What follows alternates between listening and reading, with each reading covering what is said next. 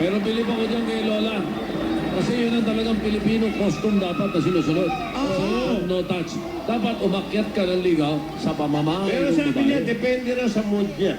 Pwede Pwede, depende sa mood niya.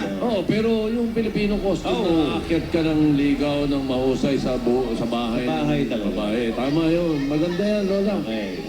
Well, Praktisin nyo lang yung manok ninyo pagtanggap. Dahil kami, papraktisin namin si Alden. Ay, nako. Okay. Mag-practice.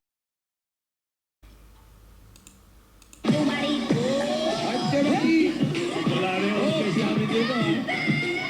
Tinidora. Ay! Ano yun?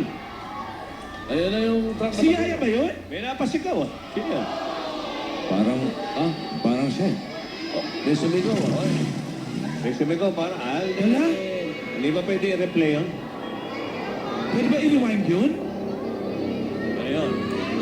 Yun narinig ko, eh. Ano yun? Ano sabi? Alden! Isa pa! Isaw pa raw. Isaw Pabigat daw, na isaw. isaw. Isaw pa! Isa pa! Oh, yan. Isaw o isa pa? Sa pa, ano? Paano yun? Kaboses ba nung sabi ng Lola? Kaboses ng Hindi, Lola? mga na lang natin bukas. Sabi ko, parang bigla tayo, nagkakasiyahan tayo, biglang, Ate! Sumigaw eh.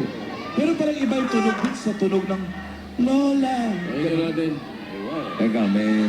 Wala, bukas na natin maririnig yan.